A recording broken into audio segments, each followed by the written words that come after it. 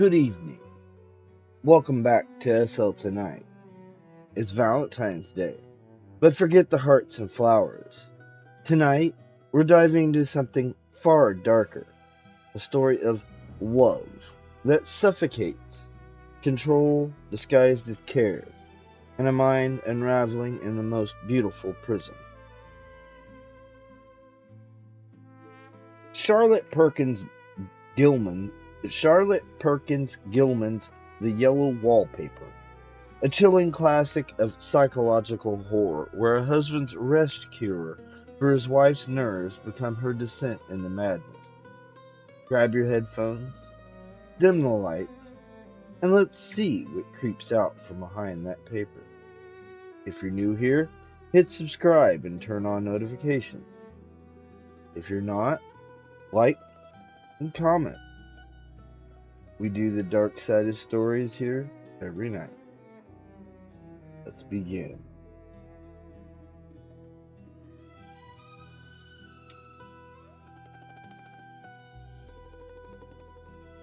It is very seldom that mere ordinary people like John and myself secure ancestral halls for the summer. A colonial mansion, a hereditary estate, I would say a haunted house, and reach the height of romantic felicity, but that would be asking too much of fate. Still, I will proudly declare that there is something queer about it. Else, why should it be let so cheaply? And why have stood so long unattended? John laughs at me, of course, but one expects that in marriage. John is practical in the extreme. He has no patience with faith, an intense horror of superstition, and he scoffs openly at any talk of things not to be felt and seen and put down in figures. John is a physician, and perhaps, I would not say it to a living soul, of course, but this is a dead paper and a great relief to my mind. Perhaps that is one reason I do not get well faster. You see, he does not believe I am sick. And what can I do? If a physician of high standing and one's own husband assures friends and relatives that there's really nothing the matter with one but temporary nervous depression, a slight hysterical tendency, what is one to do? My brother is also a physician and also of high standing, and he says the same thing.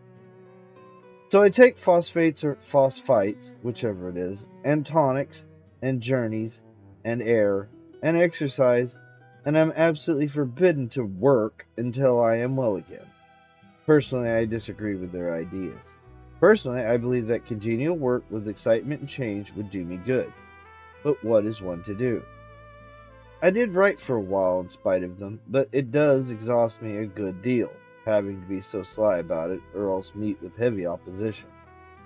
I sometimes fancy that in my condition, if I had less opposition and more society and stimulus, but John says the very worst thing I can do is to think about my condition, and I confess it always makes me feel bad. So I will let it alone and talk about the house. The most beautiful place. It is quite alone, standing well back from the road, quite 3 miles from the village.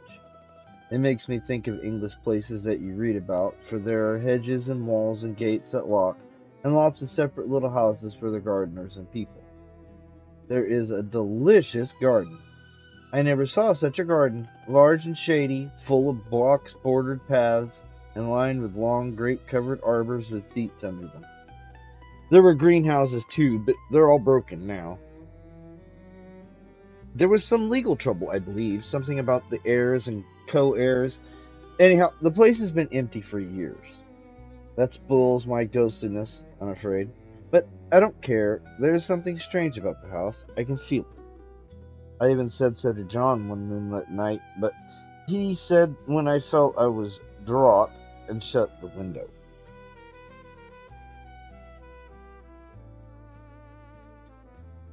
I get unreasonably angry with John sometimes.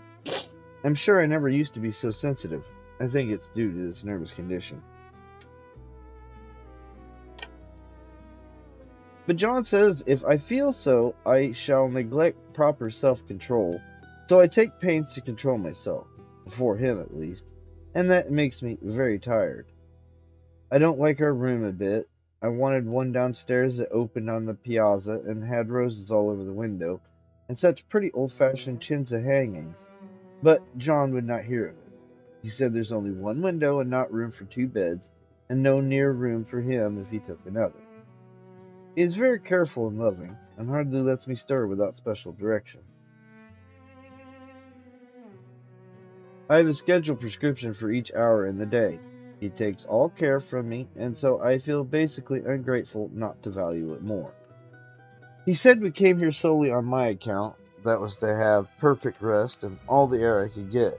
Your exercise depends on your strength, my dear, said he, and your food somewhat on your appetite, but air you can absorb all the time. So we took the nursery at the top of the house. It is a big, airy room, the whole floor nearly, with windows that look all ways, and air and sunshine galore. It was nursery first, and then playground and gymnasium, I should judge, for the windows are barred for little children, and there are rings and things in the wall.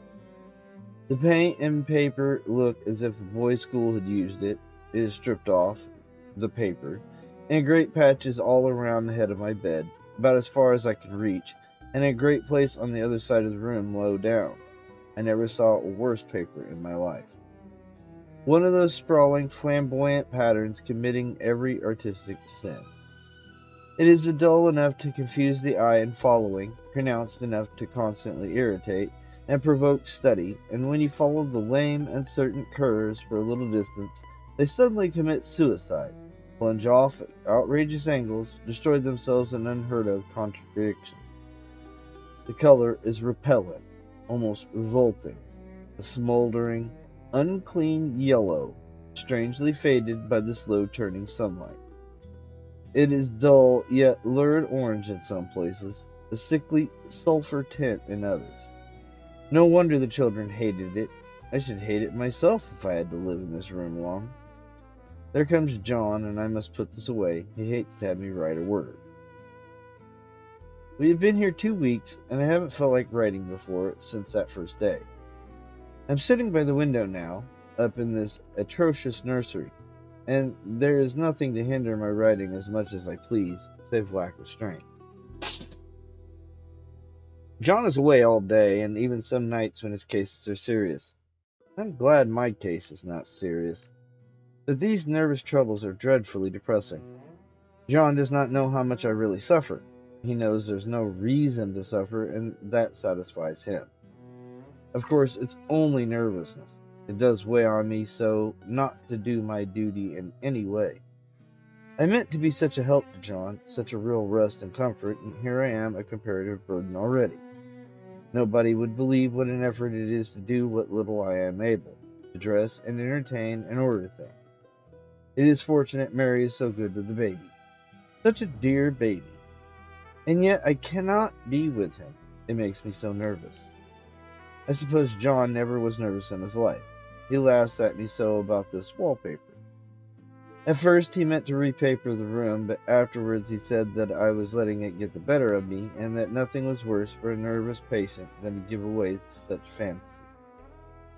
He said that after the wallpaper was changed, it would be the heavy bedstead, then the barred windows, and then that gate at the head of the stairs, and so on.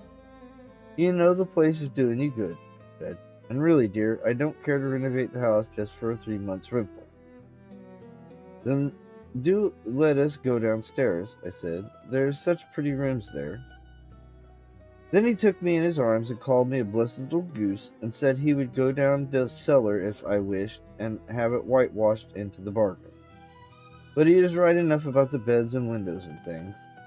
It is as airy and comfortable a room as any one need wish, and of course I would not be so silly as to make him uncomfortable just for a whim. I'm really getting quite fond of the big room, all but for that horrid paper. Out of one window I can see the garden, those mysterious deep-shaded arbors, the righteous old-fashioned flowers and bushes and gnarly trees. Out of another I get a lovely view of the bay and a little private wharf belonging to the estate. There is a beautiful shaded lane that runs down there from the house. I always fancy I see people walking in these numerous paths and arbors, but John has cautioned me not to give way to fancy in the least. He says that with my imaginative power and habit of story making, a nervous weakness like mine is sure to lead to all manner of excited fancies, and that I ought to use my will and good sense to check the tendency. So I try. I think sometimes that if I were only well enough to write a little, it would relieve the press of ideas and rest me. But I find I get when I pretty tired when I try. It is so discouraging not to have any advice and companionship about my work. When I get really well, John says we will ask Cousin Henry and Julia down for a long visit, but he says he would as soon put fireworks in my pillowcase as to let me have those stimulating people about now. I wish I could get well faster, but I must not think about that. This paper looks to me as if it knew what a vicious influence it had. There is a recurrent spot where the pattern of the walls like a broken neck and two bulbous eyes stare at you upside down. I get positively angry with the impertinence of it and the everlastingness. Up and down and sideways they crawl, and those absurd, unblinking eyes are everywhere. There is one place where two breadths didn't match, and the eyes go all up and down the line, one a little higher than the other. I never saw so much expression in an inanimate thing before, and we all know how much expression they have. I used to lie awake as a child and get more entertainment and terror out of a blank wall and plain furniture than most children could find in a toy store. I remember what a kind wink the knobs of our big old bureau used to have, and there was one chair that always seemed like a strong friend. I used to feel that if any of the other things looked too fierce, I could always hop into that chair and be safe.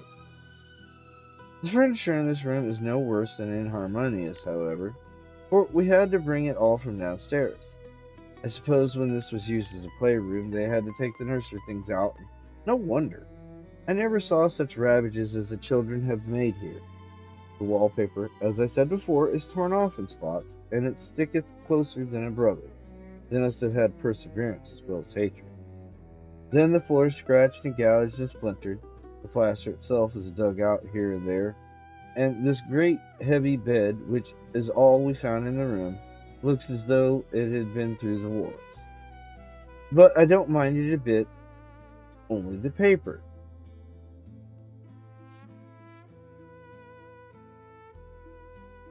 There comes John's sister, such a dear girl as she is, and so careful of me. I must not let her find me writing. She is perfect and enthusiastic housekeeper, and hopes for no better profession. I verily believe she thinks it is the writing which makes me sick. But I can write when she is out, and see her a long way off from these windows. There is one that commands the road, a lovely shaded winding road, and one that just looks off over the country. A lovely country, too, full of great elms and velvet meadows. This wallpaper has kind of a sub-pattern in a different shade, a particularly irritating one, for you can only see it in certain lights, and not clearly then. But in the places where it isn't faded, and where the sun is just so, I can see a strange, provoking, formless sort of figure that seems to sulk about behind that silly and capricious front design. There's sister on the stairs. Well, the 4th of July is over. The people are gone, and I'm tired out. John thought it might do me good to see a little company, so we just had Mother and Nellie and the children down for a week. Of course, I didn't do a thing. Jenny sees to everything now. But it tired me all the same. John says if I don't pick up faster, he shall send me to Weir Mitchell in the fall. But I don't want to have to go there at all. I had a friend who was in his hands once, and she says he's just like John and my brother, only more so. Besides, it is such an undertaking to go so far. I don't feel as if it was worth while to turn my hand over for anything, and I'm getting dreadfully fretful and querulous. I cry at nothing, and cry most of the time. Of course, I don't when John is here or anybody else, but when I am alone. And I am alone a good deal just now. John is kept in town very often by serious cases, and Jenny is good and lets me alone when I want her to. So I walk a little in the garden and down that lovely lane, sit on the porch under the roses, and lie down up here a good deal. I'm getting really fond of the room in spite of the wallpaper. Perhaps because of the wallpaper. It dwells in my mind so. I lie here on this great immovable bed. It is nailed down, I believe, and follow that pattern about by the hour. It is as good as gymnastics, I assure you.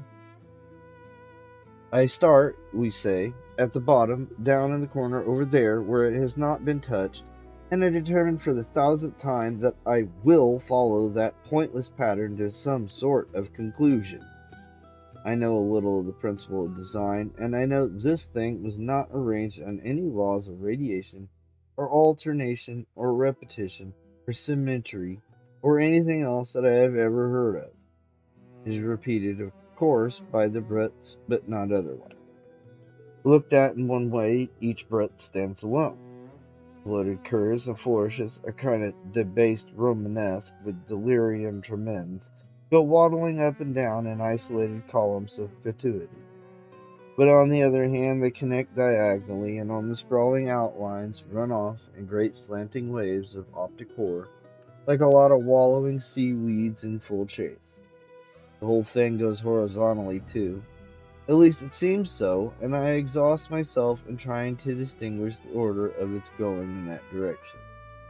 They have used a horizontal breadth for a frieze, and that adds wonderfully to the confusion. There is one end of the room where it is almost intact, and there, when the cross lights fade and the low sun shines directly upon it, I can almost fancy radiation after all.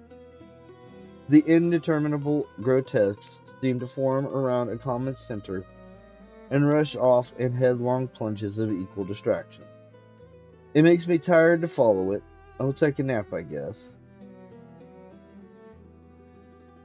I don't know why I should write this. I don't want to. I don't feel able. And I know John would think it absurd, but I must say what I feel and think in some way. It is such a relief. But the effort is getting to be greater than the relief. Half the time now I'm awfully lazy and lie down ever so much. John says I mustn't lose my strength and has me take cod liver oil and lots of tonics and things, to say nothing of ale and wine and rare meat. Dear John, he loves me very dearly and hates to have me sick. I tried to have a real earnest, reasonable talk with him the other day and tell him how I wish he would let me go and make a visit to Cousin Henry and Julia. But he says I wasn't able to go, nor able to stand after I got there, and I did not make it out a very good case for myself, for I was crying before I had finished. It is getting to be a great effort for me to think straight. Just this nervous weakness, I suppose. And dear John gathered me up in his arms and just carried me upstairs and laid me on the bed and sat by me and read to me till it tired my head. He said I was his darling and his comfort and all he had, and that I must take care of myself for his sake and keep well. He says no one but myself can help me out of it, that I must use my will and self-control and not let any silly fancies run away with me. There is one comfort, the baby is well and happy, and does not have to occupy this nursery with this horrid wallpaper. If we had not used it, that blessed child would have. What a fortunate escape! Why, I wouldn't have a child of mine, an impressionable little thing, live in such a room for worlds. I never thought of it before, but it is lucky that John kept me here after all. I can stand it so much easier than a baby, you see. Of course, it never mentioned it to them any more. I am too wise, but I keep watch of it all the same. There are things in that paper that nobody knows but me, or ever will. Behind that outside pattern, the dim shapes get clearer every day. It is always the same shape, only very numerous. And it is like a woman stooping down and creeping about behind that pattern. I don't like it a bit. I wonder, I begin to think, I wish John would take me away from here. It is so hard to talk with John about my case because he's so wise and because he loves me so. But I tried it last night. It was moonlight. The moon shines in all around just as the sun does. I hate to see it sometimes, it creeps so slowly, and always comes in by one window or another. John was asleep, and I hated to waken him, so I kept still and watched the moonlight on that undulated wallpaper till I felt creepy. The faint figure behind seemed to shake the pattern just as if she wanted to get out. I got up softly and went to feel and see if the paper did move, and when I came back, John was awake. "What is it, little girl?" I said. "Don't go walking about like that. You'll get cold." I thought it was a good time to talk, so I told him that I really was not gaining here and that I wished he would take me away. "Why, darling," said he, "our lease will be up in 3 weeks, and I can't see how to leave before. The repairs are not done at home, and I cannot possibly leave town just now. Of course, if you were in any danger, I could and would, but you really are better, dear, whether you can see it or not. I'm a doctor, dear, and I know. You're getting flesh and color, your appetite is better. I feel really much easier about you."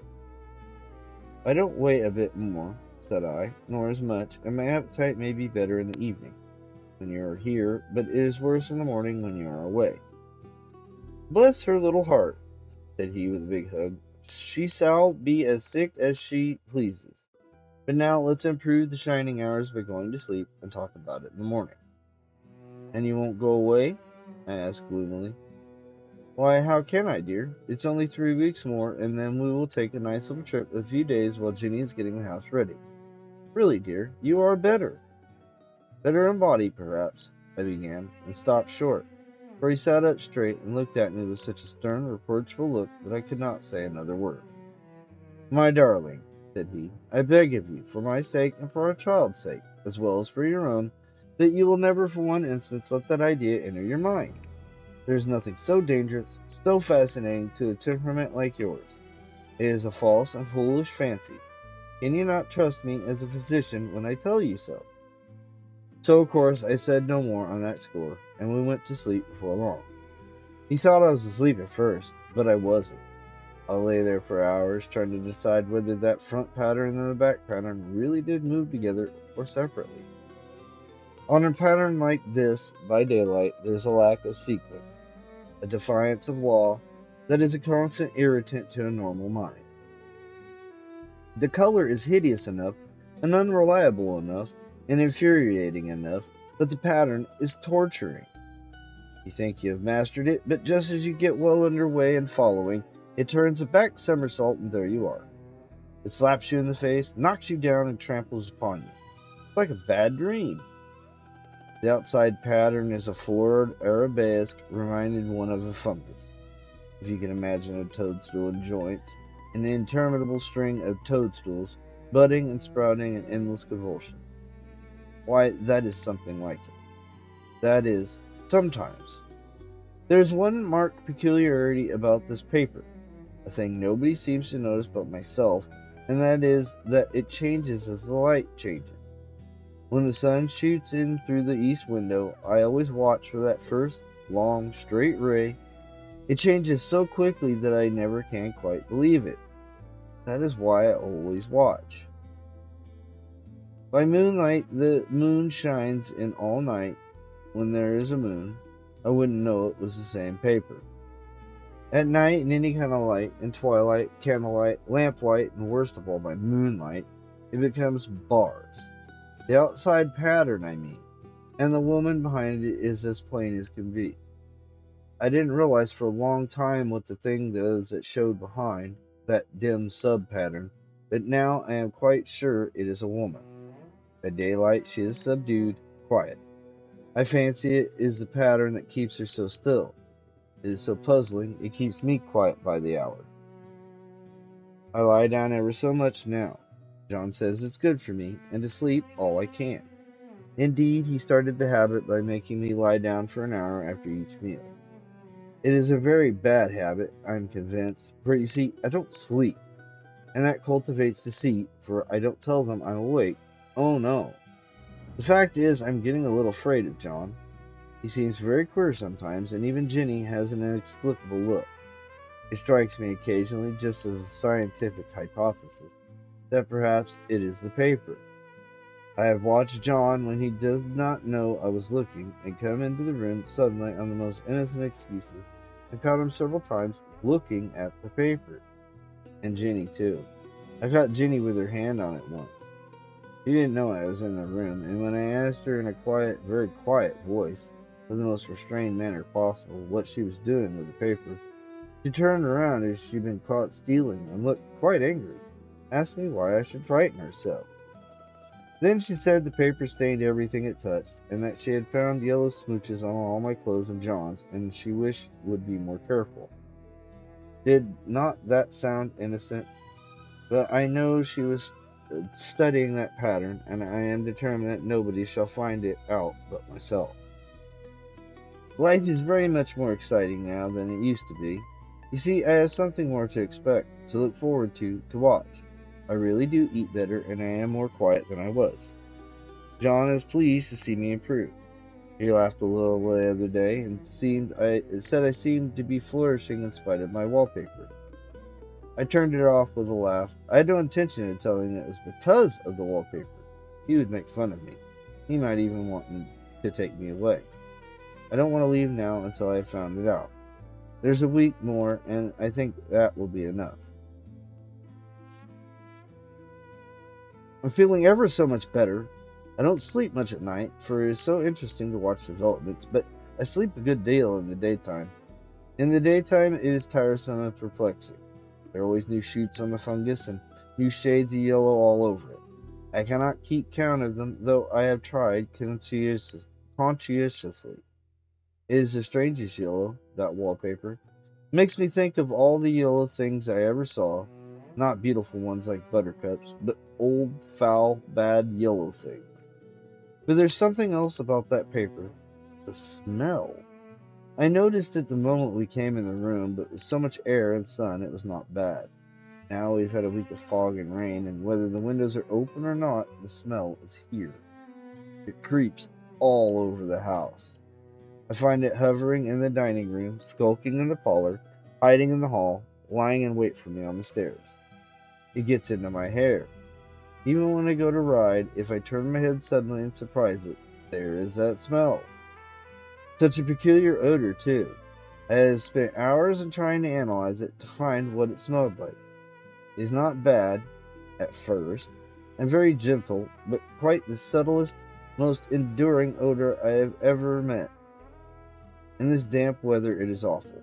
I wake up in the night and find it hanging over me. It used to disturb me at first. I thought seriously of burning the house to reach the smell, but now I'm used to it. The only thing I can think of is that it's like the color of the paper, the yellow smell.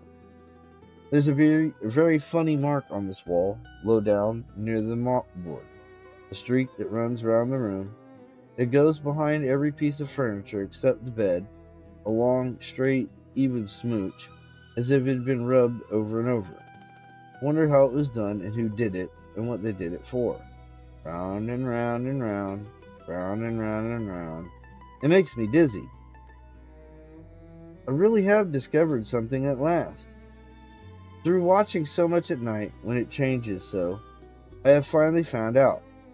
The front pattern does move, and no wonder. The woman behind shakes it. Sometimes I think there are a great many women behind, and sometimes only one, and she crawls around fast, and her crawling shakes it all over. Then in very bright spots she keeps still, and in a very shady spot she just takes hold of the bars and shakes them hard. And she is all the time trying to climb through. But nobody could climb through that pattern. It strangles so. I think that's why it has so many heads. They get through, and then the pattern strangles them off and turns them upside down and makes their eyes white. If those heads were covered or taken off, it would not be half so bad. I think that woman gets out in the daytime, and I'll tell you why. Privately, I've seen her. I can see her out of every one of my windows. It is the same woman, I know, for she's always creeping, and most women do not creep by daylight. I see her on that long shaded lane, creeping up and down. I see her in those dark grape arbors, creeping all around the garden. I see her on that long road under the trees, creeping along. When a carriage comes, she hides under the blackberry vine. I don't blame her a bit. It must be very humiliating to be caught creeping by daylight. I always lock the door when I creep by daylight. I can't do it at night, for I know John would suspect something at once. And John is so queer now that I don't want to irritate him. I wish he would take another room. Besides, I don't want anybody to get that woman out at night but myself. I often wonder if I could see her out of all the windows at once. But turn as fast as I can only see out of one at a time. And though I always see her, she may be able to creep faster than I can turn. I have watched her sometimes away off in the open country, creeping as fast as a cloud shadow in a high wind. If only that top pattern could be gotten off from under one. I mean to try it little by little. I have found out another funny thing, but I shan't tell it this time. It does not do to trust people too much. There are only 2 more days to get this paper off, and I believe John is beginning to notice. I don't like the look in his eyes. I heard him ask Jenny a lot of professional questions about me. He had a very good report to give. He said I slept a good deal in the daytime. John knows I don't sleep very well at night, for all I am so quiet. He asked me all sorts of questions too, and pretended to be very loving and kind, as if I couldn't see through him. Still, I don't wonder he acts so, sleeping under this paper for 3 months. It only interests me, but I feel sure John and Jenny are secretly affected by it.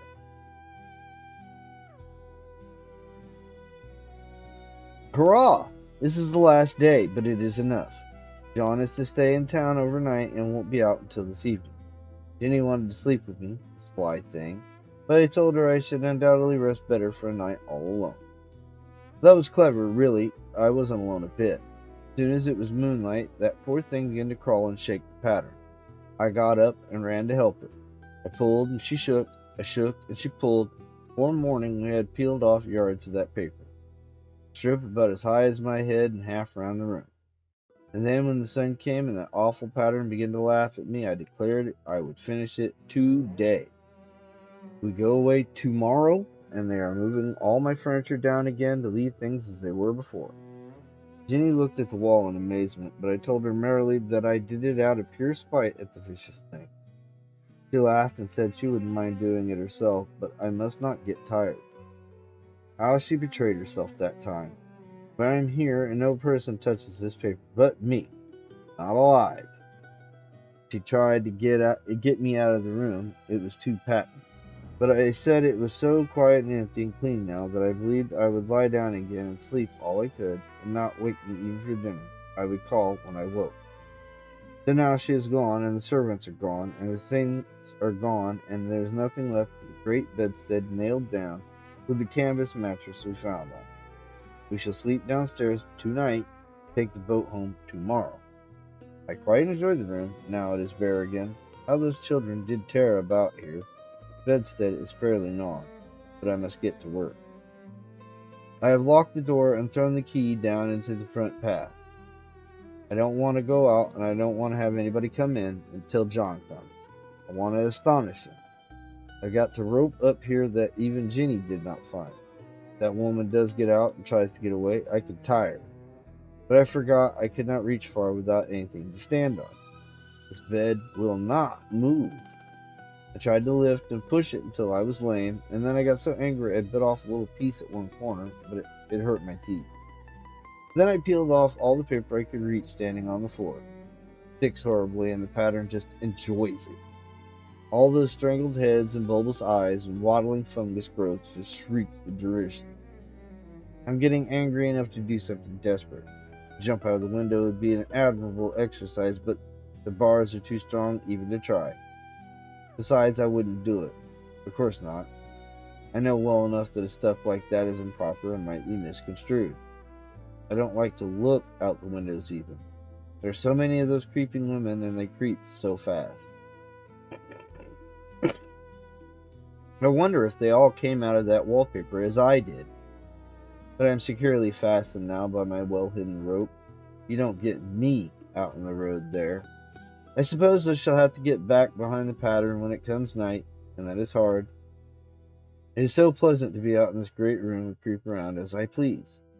I don't want to go outside. I won't, even if Jenny asks me to. For outside you have to creep on the ground and everything is green instead of yellow. But here I can creep smoothly on the floor, and my shoulder just fits in that long smooch around the wall so I cannot lose my way. But there's John at the door. No use, young man. Can't open it. How he does call and pound. Now he's crying for an axe. He'd be ashamed to break down that beautiful door. John, dear, said I in the gentlest voice, the key is down by the front steps under a plantain leaf. That silenced him for a few moments. Then he said, very quietly indeed, open the door, my darling. I can't, said I. The key is down by the front door under a plantain leaf.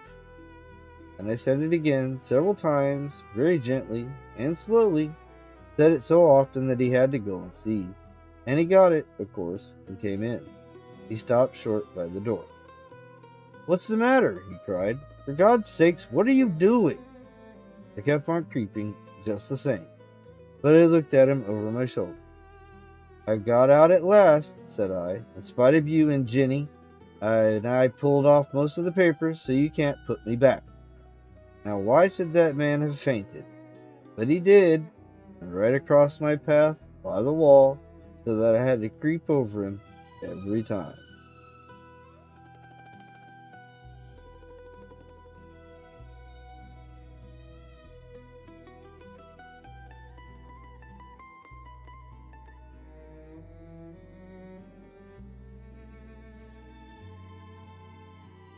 And that's the Yellow Wallpaper. A reminder that the most terrifying cages are the ones built with good intentions. What'd you think? Did the wallpaper get to you too? Drop your thoughts in the comments below. Would you stay in that room? Like if this twisted take on Valentine's hit different. I know I intended to do basically Hellbound Heart, which is the, idea that started Hellraiser, but let's face it, it's a little too grotesque for you two. We may be for adults, but apparently we can't go too adult. And yeah, it gets a little adult. So we had to go with this one. But all the same, I thought it was alright. Honestly, it feels like, was it black mold? It really felt like that was black mold. Like, I don't know. Well, either way. Like if this twisted take on Valentine's hit different. Subscribe for more late night horror readings. And share with someone who needs a non-traditional Valentine's Day vibe. Thanks for spending the night here with SL tonight. I'm Felix Lebeski. Stay spooky. Stay safe. I'll see you tomorrow. Sweet dreams. Or not. Good night.